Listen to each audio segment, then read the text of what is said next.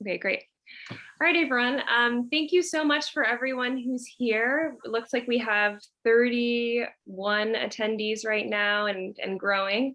My name is Julia Ryan. I work in the Mayor's Office of Arts and Culture, and I'm our Artist Resource Manager.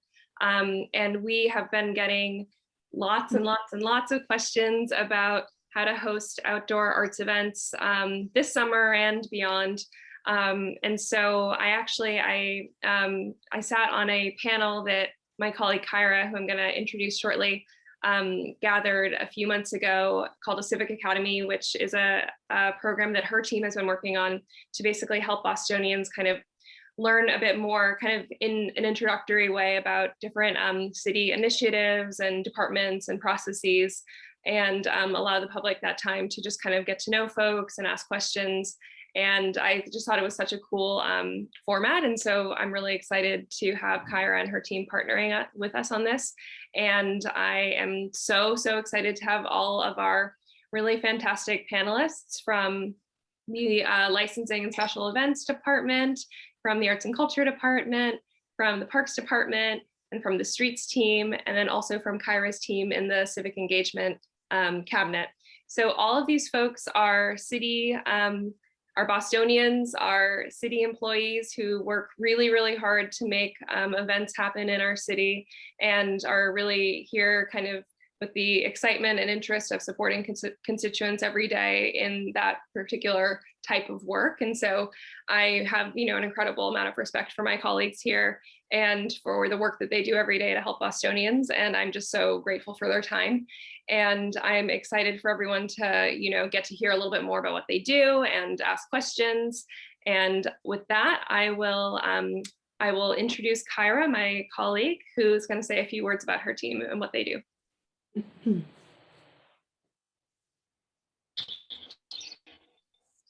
Thank you, Julia. Good evening, everyone. My name is Kyra Fox. I am the Director of Outreach and Service. I sit within the Mayor's Cabinet of Civic Engagement. And as Julia has stated, part of what, sorry, I'm hearing an echo. Are you guys hearing me okay? That's better. Edna? Okay. Ooh. 1 second.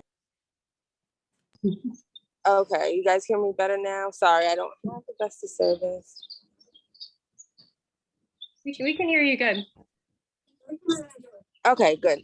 So, like I was saying, like Julia had mentioned, we had started doing civic academies as a way to formalize the process and also just get the information out to residents about the different city resources that are available among a wide array of different topics. And we really based that on what it is that the residents want to learn more about. So in the past, we've done them on housing, we've done it on childcare.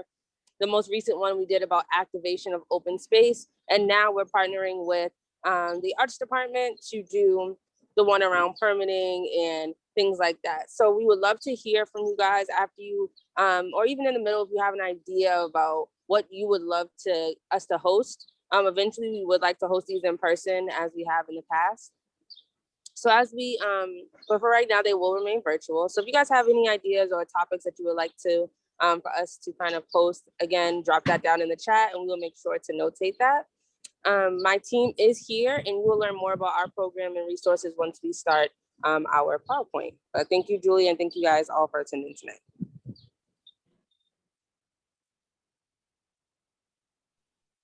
Great, thank you so much, Kyra. So I think Dahlia is going to share her screen and share the PowerPoint, and we're gonna get started. Julia, it says that it is disabled. Can you allow me access to do that? Yeah, absolutely. Thank you.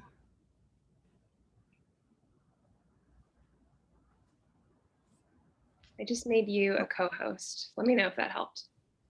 Perfect. Give me 1 second. All right.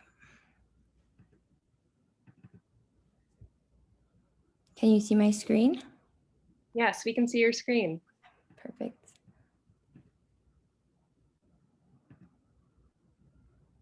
Okay, here we are.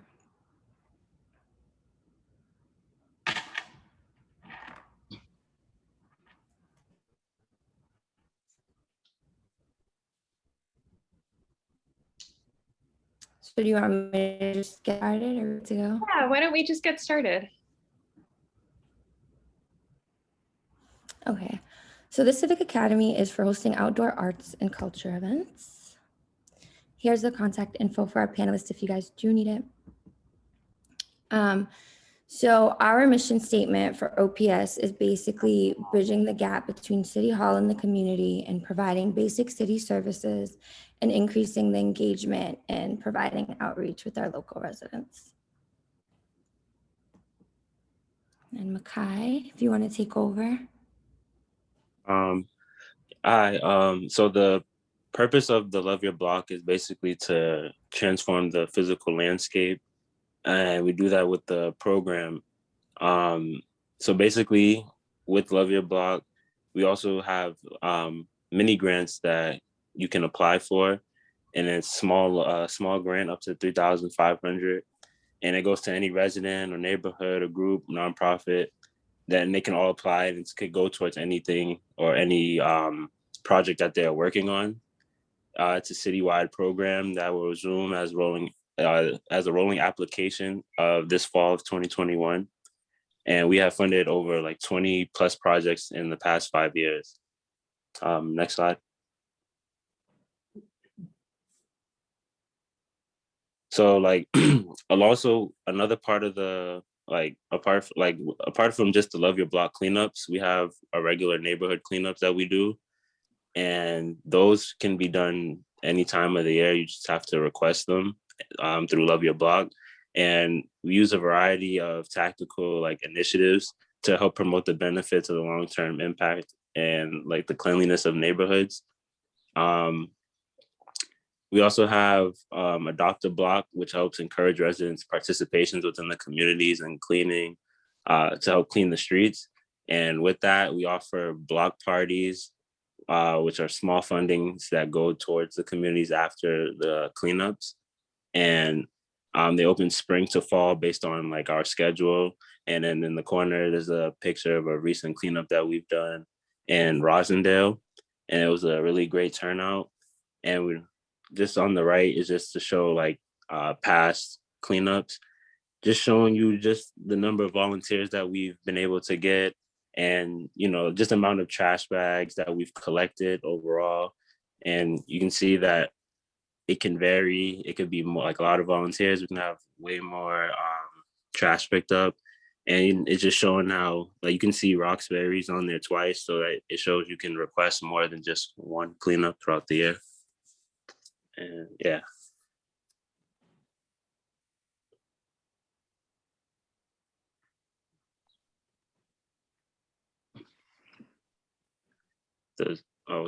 Are you, Kyra, gonna touch on it? Or? I think it's you, Makai, if you want. These are just some of our previous projects. I can keep going on to the next slide. So then it's arts and culture. Awesome. So I can kick us off on behalf of arts and culture. So welcome to the Arts and Culture Department. We are the city's department that focuses kind of really specifically on supporting artists and local arts organizations and public arts in Boston, and kind of public arts programming for Bostonians. And I wanted to just share our goals of our cultural plan, which is a 10-year plan that our office is kind of in charge of stewarding. So we're not the only folks who are working on implementing the goals of this plan. We are kind of the champions of it, who are trying to really kind of bring partners in to help make Boston basically as vibrant and equitable of an art city as we possibly can. And so I just wanted to share these with you all to kind of give you a picture of what kind of leads us in our work. Next slide. So I'm going to be kicking it over to my colleague Sarah in a minute, who works more in public art, which is a really kind of good resource to know about and way to get involved with outdoor arts events in Boston. But before I do that, I just wanted to let you all know that the program that I work on in the Arts and Culture Department really focuses on supporting local artists in just kind of a a wide range of ways. So we have a monthly newsletter that goes out to artists that basically focuses on anything that might be like a helpful update related to funding opportunities through grants, jobs, ways of networking, ways of building professional development, finding space, calls for art, stuff like that. And we also do bi-monthly office hours where I do kind of time with artists just to like ask and answer any particular questions that might come up in their lives, whether it's related to their art making or just kind of figuring out, you know, how to live a good life here in Boston. And then we also do a lot of partnerships with professional development kind of focused organizations. So I really welcome you all to sign up for our newsletter and check out our website, which we'll make sure to include in a link later, and just get to know our programs and kind of how we can be supportive of your work. Next slide. And then another way to just kind of stay in touch is through our social media. So we have a Twitter, a Facebook, and an Instagram, and the handle is Arts in Boston. And we would love to invite you all to kind of come with us on this journey there. And with that, I'm going to turn it over to Sarah, our public art project manager. Thanks, Julia, and thanks, Kyra, and everybody for inviting me to be here tonight. So I'm Sarah Rodrigo. I'm the Public Art Project Manager for the Mayor's Office of Arts and Culture, and I also staff the Boston Art Commission. If we can go to the next slide. Public art. On this slide, you'll see examples of public art commissions and projects involving our existing collection, including Paintbox and writing poetry. You can see there's a lot of variety, and we're really excited to continue to expand the city's collection by working with innovative artists on new and exciting projects. If you can go to the next slide, Dahlia. So how do you get involved in public art in Boston? And the easiest way to create public art on city property in Boston is to answer one of the calls that we have out right now to artists. So we currently have 2 great opportunities open, and I can just spam the chat with links. The first is Transformative Public Art, the Joy Agenda. This is a 3-opportunity project. The budgets range from $25,000 to $75,000 per mural site, and then for other types of projects, we'll start at $1,000. The call just opened on Monday. Opportunity 1 is citywide murals. Opportunity 2, community murals. They have different closing dates. The first closing date is June 2nd. The second is June 16th. And then opportunity 3, which is Your Joy, closes on Wednesday, June 30th. And this call is open to all arts and culture practitioners, organizers, professional artists, curators, cultural workers, arts administrators, etc., with a strong preference for those who live in Boston or have a connection to Boston or the overall theme or theme for an individual site. The second opportunity that's open right now is one that everybody loves, and we actually work pretty closely with Jacob and other partners in the city on this, is Paintbox. And you can see a beautiful example of Paintbox on the right. Sorry about that. So Paintbox is accepting applications. The Paintbox program introduces emerging and curious adult artists who are seeking to expand their practice into the public realm to public art and working with the City of Boston processes.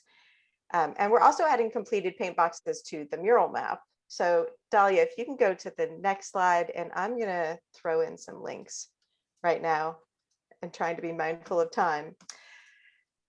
So that is to the call for transformative public art, and then I'll put the paint box call in as well.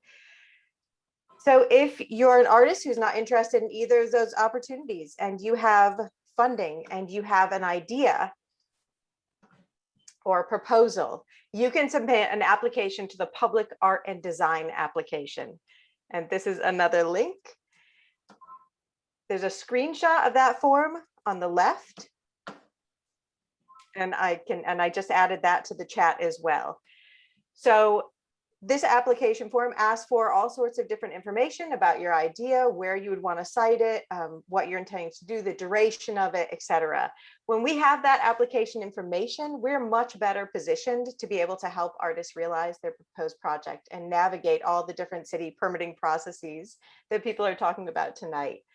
Depending on the site and type of project, we may share the application with colleagues in other departments since they may have permitting requirements as well.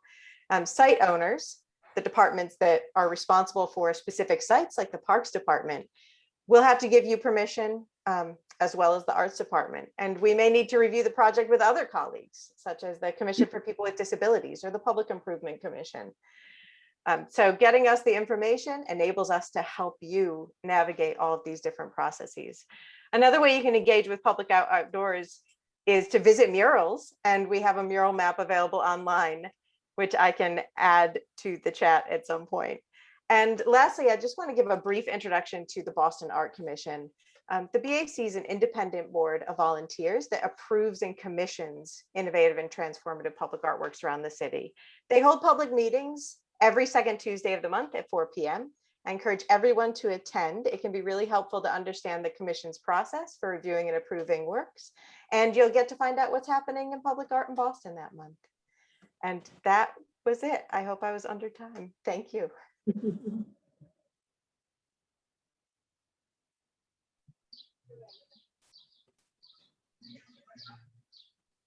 All right, that was great. Thank you.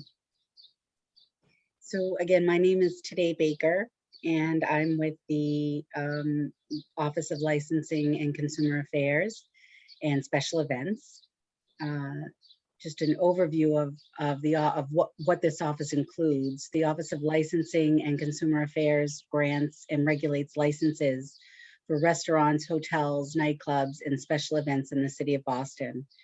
This office is comprised of 5 divisions. So the Licensing Board, the Entertainment Division, Special Events, the Cannabis Board, and Consumer Affairs. The 3 divisions that contribute to the special events process are Special Events, Licensing Board, and Entertainment Division. All outdoor special events begin with an application to the special events, and then it ends with the Entertainment Division, who issues the final permit. If an event has alcohol, then the Licensing Board issues a special 1-day permit or extension. Next slide. Anyone hosting an event on public property or on outdoor private property needs to submit a special event application. Whether the event is free or is ticketed, open to the public, or invitation only, it doesn't matter. An application is required. To hold a public event, the applicant may need to get permitted through several city departments, and they should give themselves plenty of time. We'll have a timeline at the end to reference. So plenty of time for the applicant process. As event dates get reserved throughout the city quickly, we always suggest that all applicants apply at least 30 days in advance. And for larger events, applications should be submitted several months in advance. And we're very happy to work with any and all folks who want to host an event in our great city.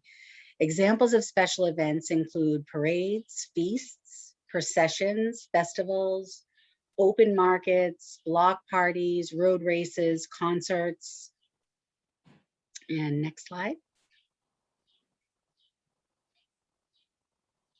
As you can see, some of our great events here, one of the most popular, our Boston Marathon.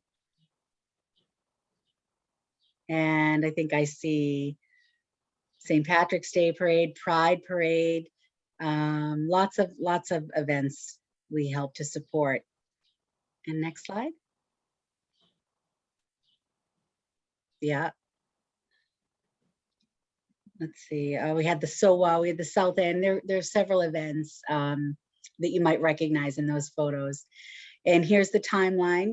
At least 30 days to 6 months before an event, we like to look at the details.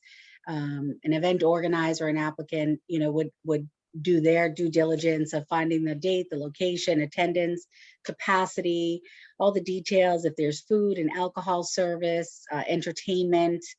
And again, large events would reach out to, actually, I didn't mention this, large events would reach out to the Office of Neighborhood Services for community process. And we kind of guide you along the whole way through. 30 days to 6 months before the event, you would submit your public event application. So once the organizer has determined all of what I mentioned earlier, they would then submit that to our department. And Soon after that, we would review the application, and Joyce or someone from public events, usually it is Joyce, she would schedule a meeting for the event organizer to present. We'd have a committee meeting with various city departments to go over anything that's required regarding permits for the safety and success of the event. And then about 3 weeks before the event, the applicant would apply and obtain all permits requested. And then we would go through the committee meeting as well to go over any questions, answer any questions, and then also see if there are any questions about specific events or capacity. And let's see, 2 weeks before the event, the applicant will have acquired the Boston Police Department sign off. They would then send that. Here's where our entertainment division comes in. And the final review would include payment and issuance of the license. And this is where we'd wish you very well and successful event. Next slide. I'm not sure if we have one more. Oh, and if you want to screenshot this, or I can put this in the chat as well, these are the contacts for our department, public events.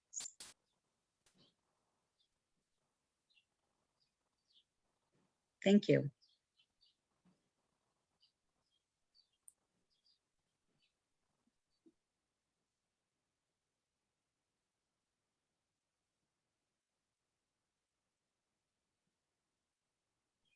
And Lou, I'll pass it on to you. Thank you today. I don't have access to the slide, and I've never seen it. So, Okay. Oh, Paul, there. I'm sorry. So, hey, my name is Paul McCaffrey. I'm joined with Lou Chanka, who is a special events manager. I'm the director of permitting for the Parks Department. Lou and I kind of divide things up. I tend to do all the public art, athletics and things, and then Lou does all the special events. Nora Doherty created these, and the team and our marketing folks created this team. So this is just a nice picture of the lagoon. We have 2,300 acres of parkland throughout the city, and in a variety of different places. Next slide. As you can see, so on the left-hand side, on the first slide, that's Garvey Park that was just finished. Moakley's in the middle of the park. If you notice, there's the urban mechanics with Heidi and the mural crew actually drew these leaves on the Parkman Bandstand grass for social distancing. And we run a number of our own art programs, and we run a lot of our own concerts and things like that. Next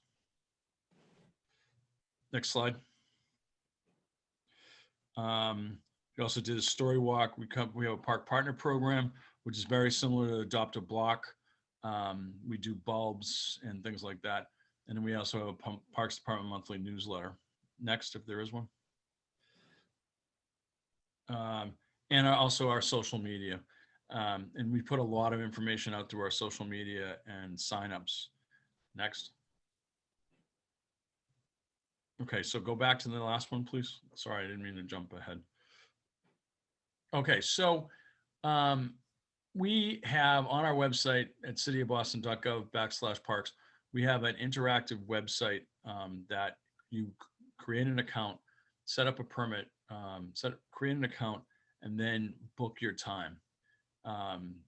Generally speaking, some things are pretty straightforward, which Luke can talk about with concerts. On the arts, and then it's nice to see a couple of people that I work with all the time, on Polina and Mr. Dinsmore and Marie Fukuda. I didn't get a chance to see the rest of them. That was the people I saw in the beginning. But we work with a lot of different groups. Right now, we're going to do an art exhibit with the Massachusetts Photographers Association, which is the news photographer folks, and there'll be exhibits at Copley and at Dudley Square in which is the old Judge Gordine Park across from Area B2 on Washington Street. And so we do things like that, doing something with Paulina and on the common with the friends. And so there's always things going on. The biggest thing to do is get in touch with us first, particularly if you want to use our property. Then we kind of know and we can kind of navigate stuff. And that's just about the art stuff. And athletics is pretty straightforward, but if you need me, you can always contact us at the Parks Department, and both Lou and my phone are forwarded to our cells, so we're taking calls all the time. But let me introduce Lou, who has actually had a couple of different jobs, and he's a production person as well on stage and sound. And Lou, you want to take over? Thanks, Paul. So on the special events end, it's best to apply with us first just to get your date in order, and then 90% of the time I'm going to send you over to Joyce and today, and they're going to take care of you the rest of the way. So the first step is apply for the permit with us. I look over the permit. Not every event that we do needs to go to the special events committee and Joyce. Most of them do. So we do anything from cultural festivals, charity walks, and simple as picnics and birthday parties. So like I said, not everything has to go to Joyce, but the first step should be to start with us, because not all the parks are available. They may not be available on your date. And we do hundreds and hundreds of events, and it books really fast. So and we have a policy, you cannot apply for a permit within 7 days of the event. So give yourself at least a week. And if it's a big event, and I would give a few weeks, because more than likely you're going to the special events committee and you're going to need a bunch of other permits. So it starts with us, goes to Joyce, and ends with Rebecca and Wilder and today.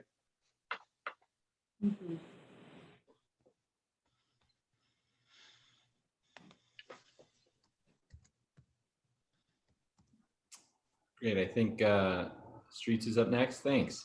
So just a bit, I'm Jacob Wessel from the Transportation Department. And if you, like me, have had a long day today, this might sound a bit, it sounds like there's a lot of work to put together special events, and that's certainly true. But I want to sort of say first and foremost, and particularly this summer and fall, we at the Transportation Department, we want to see bold things on our streets. We want to see you close down streets to vehicles. We want to see creative stuff happening out there, particularly on streets and sidewalks, and have folks, as we're coming into a post-COVID world and folks restrictions are being taken down, we want to sort of really be sure that we're filling the city with lots of creativity and joy. And so there's sort of this directive we've had to figure out how to get to yes. And so the program I lead up, it's a couple of things. So one, there's a way to use special events to demonstrate potential for permanent changes. So the idea of reimagining a, like as you can see in sort of this diagram here, sort of a space that could be turned into a permanent pedestrian zone, but there's also opportunities for doing things like painting murals on the street itself, as was referenced before by Sarah and Julia, the Paint Box program, the Percent for Art program, which they run wonderfully. And so just that there's a new openness to sort of trying out new methods for using our streetscape. It's the largest piece of property that the city of Boston owns, is our streets and sidewalks. And they all pretty much look pretty standard. And so we want to encourage artists to reach out and figure out how to leverage events to then inspire more of that creativity. So next slide. I think that, you know, one of the easiest ways to go about doing it is having a block party. And I want folks to actually think small when you're thinking about block parties.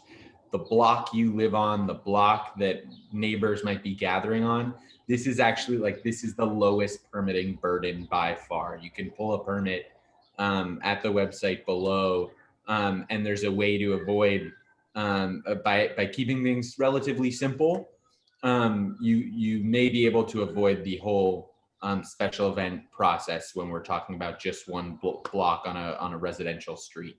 And so what we want to be sure is that you're getting support from neighbors on that street. You're thinking about activities and thinking about, we have guidance and are working on creating better guidance about what means you have to sort of jump through the extra hoops or what means you don't. And so that would be a good way to gauge what you can do creatively.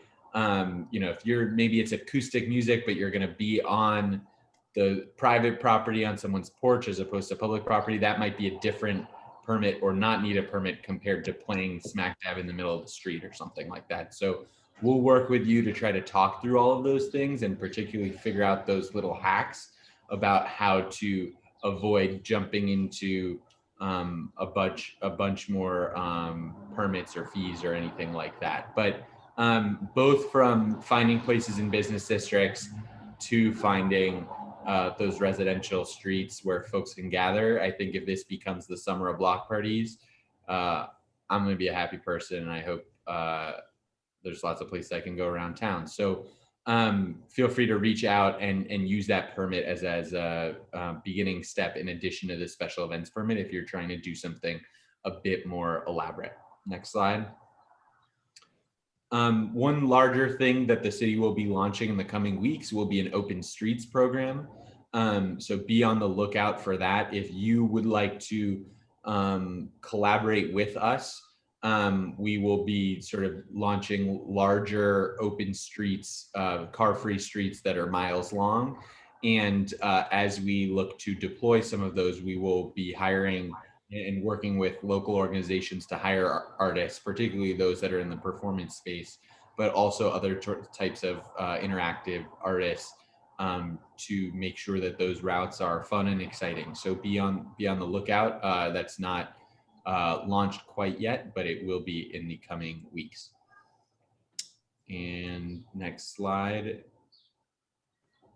And so if there's a space that you're thinking of, feel free to reach out to me, but also if you need some help walking through a street closing permit or a block party permit, we're happy to help you all so that we get those signatures out there, but that it's a really sometimes a low lift to get the signatures from your neighbors or to try to coordinate what those programming elements might be. But the reward is great, and there is so much potential and square footage out there for creativity on our streetscape, and we hope you'll partner with us and use the streets in whatever ways you may think. Thanks.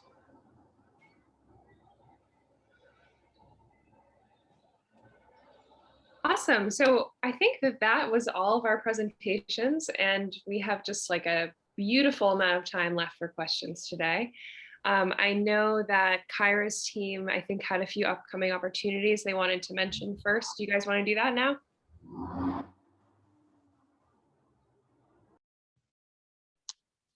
Yes. In terms of Q&A, we had a bunch of questions rolling in. To start off, some questions were answered in the chat, such as, do the permits cost any money? It was answered that there's no cost for the permit. To move on from that, in the live Q&A function, the first question that we asked, will the contact info be shared for the panelists again? Yeah, so what we'll do is we will share this slide deck tomorrow with everyone who registered for this webinar. And that means you'll get all the information, you'll get all the contact stuff, and you'll be able to kind of have that at home with you. And then if you are hoping to access this presentation after after we're done today, we're also going to upload it onto our Arts and Culture YouTube channel, so you can always share that out with a friend who couldn't make it tonight. Awesome. The next question is, what qualifies as a large event? I can answer this one. Hi, it's Rebecca from licensing. So large events in special events in the licensing atmosphere is anything that requires other city permits. So like a temp permit, a generator permit, anything very big or has a very large capacity. Sometimes, based on the application, we take a look at it and it might be a case by case thing, but for the most part, if it requires other city permits, the police detail, could have an effect on the neighborhood, anything like that is a large event. The next question is, can I hire Boston Police and/or a professional security team licensed and bonded to provide security for an outdoor event being held at a private residence? That's a question you should it should go directly to Boston Police Headquarters. The next question is, the city of Boston willing to partner together to create an event that educates, informs, and provides a safe space of community for people from the Caribbean diaspora? I have various ideas I would like to partner with the city with that will educate Boston on how important Caribbean culture is here. I'm happy to start with that one at least. I mean, I think from our end in the Arts and Culture Department, we're always excited to, hear more about events like this and meet with folks and try to help you figure out how we can kind of make it come to fruition. From the city end of things, there are sometimes grants that can support events like this that we could, help you apply to or help make you aware of. And then we can always also just kind of work internally to make sure that you're, talking to the right people, that you're in touch with the right departments who might be interested on kind of partnering in a more kind of significant way. So I would really, for anyone who has an event idea that you just need a little more kind of space to think about with the city, to feel free to reach out to me and sign up for office hours in arts and culture. The next question is, seeking assistance with identifying public-facing walls located at soon-to-be demolished sites. We'd be using the wall for a temporary weed paste mural. Can I contact for help on this?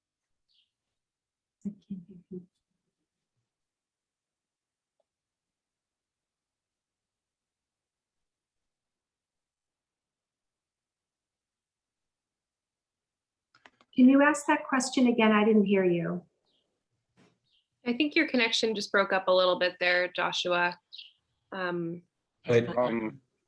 It's about, the question was, I'm seeking assistance with identifying public-facing walls located at soon-to-be demolished sites. We'd be using the wall for a temporary weed paste mural. Who could I contact for help on this? The Arts Department. I agree, Joyce. I would say, and you could start with some of the readily available property websites, like the BPDA actually keeps some great maps of private development. But definitely reach out to the Arts Department. I think we can share some email addresses and help you out. The next question is, do you anticipate that we will talk about how COVID protocols will affect outdoor programs in this meeting? Rebecca, do you want to take that?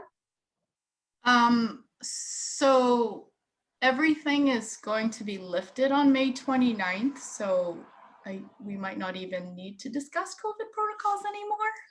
Yay! Yeah. So hopefully that answers that.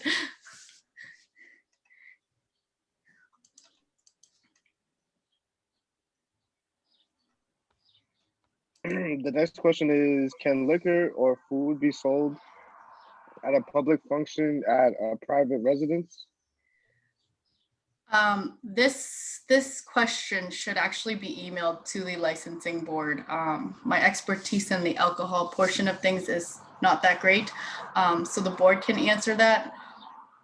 Because it's sort of complicated, we typically don't license anything at private residences, but if it's a public event, we need to get more information to be able to answer that properly. And then I think there was a second part to that question with the city ordinance. So the noise ordinance is you can't exceed 70 decibels at any time, and between 11 a.m. and 7 p.m. it cannot exceed 50 decibels. what is the time frame within 24 hours that we're allowed to host an event? What is the earliest time an event can start, and what is the latest cutoff time? For this, you should apply. It depends. We've had some events that started early, but they're more like athletic, light music, and like Faneuil Hall, stuff like that's okay. But it really depends the location, where it is, what type of event, is there entertainment, and everything else. I will say the Parks Department does have restrictions on the sound. I don't know if Lou's still on here, but he could answer that for the Boston Common. So like Rebecca said, we do have events walks that kick off at 6, 7 in the morning. We have a 9 a.m. Sound ordinance. And again, like Rebecca said, at 70 decibels. And we try our best to have everyone out of the park by 9 p.m., depending on what park you're in. And unless you have a special sign off by Boston Police. The next question is, the Boston Ballet would like to do more public art projects, dancing in public spaces, filming an outdoor performance. Should we go through one of these departments or apply for a film permit? I would love to hear what they would like to do. That sounds exciting. It's two different processes on the filming and versus the special event. If it's strictly a filming, okay, then you work with the property owner and then Amy Yandel in the film bureau. If it turns into be a public event with a filming component, then it goes through this property owner and then special events process. And then right now with COVID, we do have COVID protocols in. If you're talking about as Becca said, that things may change the 29th of May, but right now there's some COVID protocols in place for doing filming and special events. Some neighborhoods are allowed to hold block parties while others are faced with obstacles. Can you share why this might happen? Is it based on traffic patterns, crime, etc.? I can jump in on that. So block parties, if they're taking place in a neighborhood that's not requiring any equipment such as like a tent or staging, then they can just work with the transportation department and they're pretty much easier to do. But when you start to bring equipment out to the street, we do need other departments to take a look at it and make sure that everything works out, because you always need to maintain a fire lane.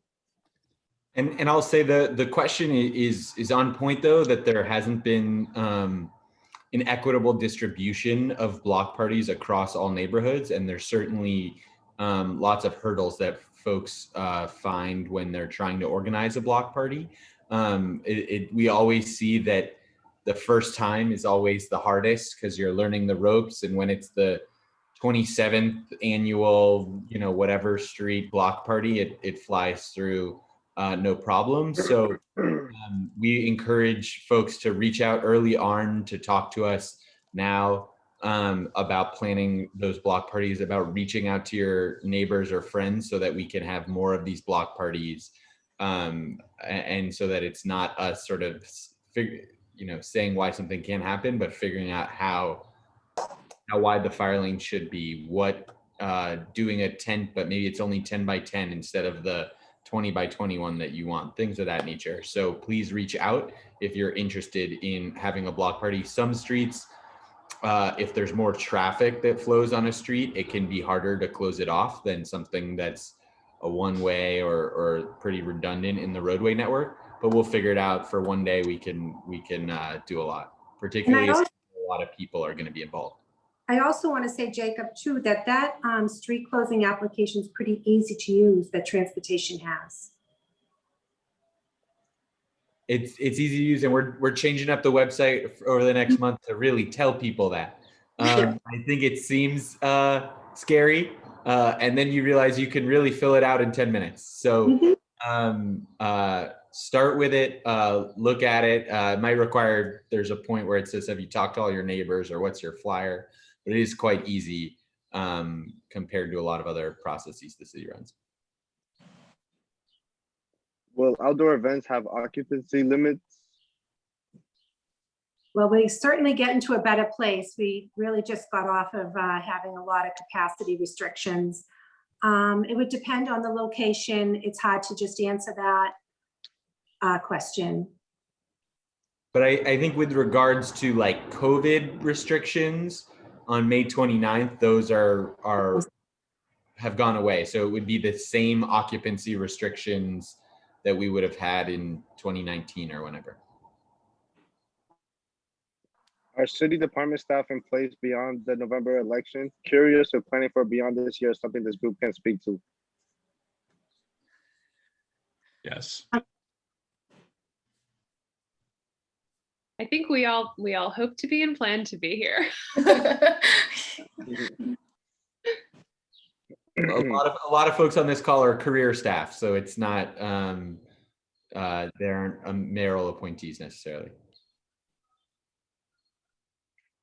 We're trying to figure out when to return to our community Porch Fest event. We previously worked with BPRD and ISD to review sites, then to our district police, given most location setups on public sidewalks.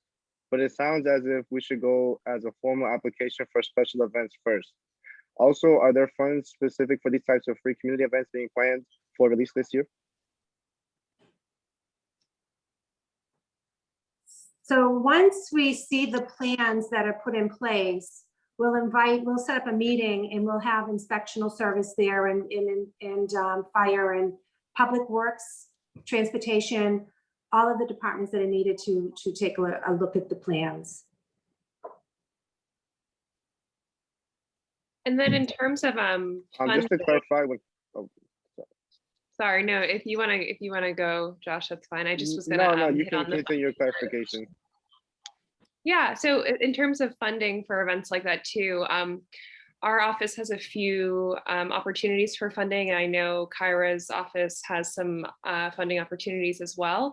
One from our office is we currently have a grant open called the Opportunity Fund that could fund a event like Porch Fest, basically anything that allows artists to share their work with the public through a free, accessible, basically arts and cultural event or experience. And that's a grant of $1,000. It's open right now for applications. So we would welcome you to check that out on our website. And then I know Kyra's team has been kind of working on some different programs throughout the year that are kind of involving grant making for events and block parties and kind of stuff related to their Love Your Block program. So I might let them talk a little bit more about that. But I would say, just as a little teaser, that I think this year there will be some more funding opportunities coming down the pike for funding outdoor arts events too. So stay tuned. Thank you, Julia. Go ahead, Josh. I was going to ask the next question, but you can continue. I was just gonna echo on what Julia said in regards to the funding that we have. We do have the Love Your Block grant that typically comes out in the spring, but this year we have made it so that it will be offered year round, and we're gonna actually kick it off in the fall. So you guys, if you're interested, again, you can always email us at loveyourblock@boston.gov, and they can drop that down in the chat. And that will be offered year round, and those are mini grants that can go upward to about $3,500. It can be for a garden, a mural, one-time events are included as well. We're also going to be piloting one of our programs for block parties this summer as well, and that will be very small funds. That amount has not been disclosed as of yet, but we will have an application where we will support a resident group who is looking to do a block party in their neighborhood. And we will help assist them with the permitting process and a lot of the things that you guys learned about tonight. There was some other questions, but they've been answered in our Q&A function, such as like the list of parks that have access to power and for booking, and then the list of DCR roadways in Boston. That was also answered. Josh, on the DCR stuff, on the public island, for the most part, and this is just kind of my little rule of thumb, if it runs along a waterway, like the Charles, the Neponset, the Atlantic, Boston Harbor, it tends to be DCR, which is a state agency. there is a very limited electricity in city parks. And so there's only a few places that have, like a stage that you can plug into, like Brighton Common in Brighton, Smithfield and Alston, the Parkman Bandstand, which is one of the places on the Common, and some electrical outlets at Copley. But the majority of Boston parks are not electrified or have public access plugs. That answers the person's question. Yeah. As of now, there are no further questions.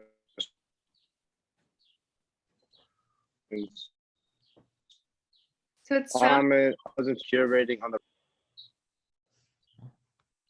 sounded like you were breaking up on my end, Josh, a bit, but yeah, so I think that we've answered all the questions that came in. Christina mentioned that there might be a few questions in the chat that haven't been answered, so I'm just gonna kind of take a quick look through there and just see if we're missing anything.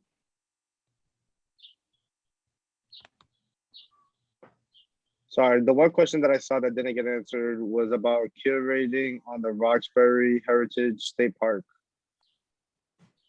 That would be again with the Massachusetts Department of Conservation and Recreation. That's up in Elliott Square, above Madison Park High School and the mosque. So you would check with them. 617-626-1250. Awesome. And then one last question that just came in. Does the Arts and Culture Department have plans to support virtual arts, such as applications, etc., beyond physical art?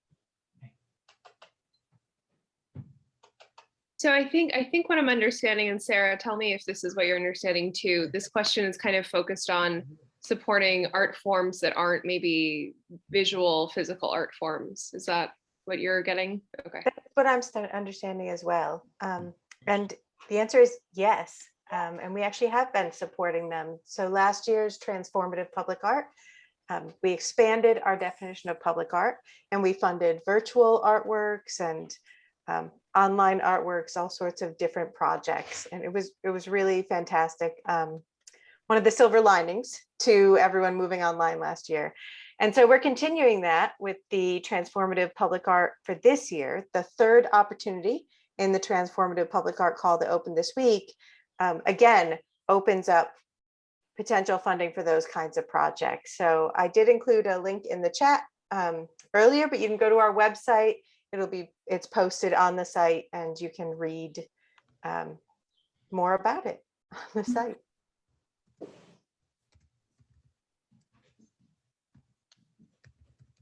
Another question that came in, I definitely help with the process of hosting a blog party. That's the best way to build strong community efforts. Thank you.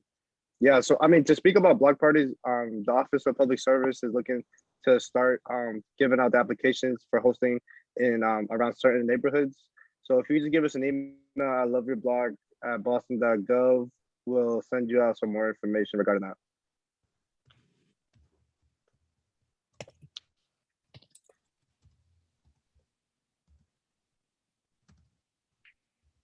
So I think that's all of our questions for today. It looks like some of our panelists have just dropped some of their contact information into the chat, and it looks like we're getting lots of very, very nice messages from attendees about how helpful this was. So thank you so much for attending. Thank you for being wonderful guests. Thank you to our panelists just for being so generous with your time and your expertise, and with all of our constituents in Boston. I know our team in the Arts and Culture Department is so grateful for your work, and grateful to work with you all. And I'm so thankful also to Kyra and her team here to just for lending their capacity toward planning this event. We couldn't have done it without you. So thank you everyone so much. And I hope you all have a great night. And if any of your questions weren't answered, please feel free to reach out to us at arts@boston.gov. I will make sure that we get back to you about them or put you in touch with the right person to have them answered. And if you are registered, please be expecting tomorrow a link to this recording and also to our slide deck so that you can take that home with you. All right, Really everyone. informative. Thank you so much. You're Thank you. welcome. Have a great night.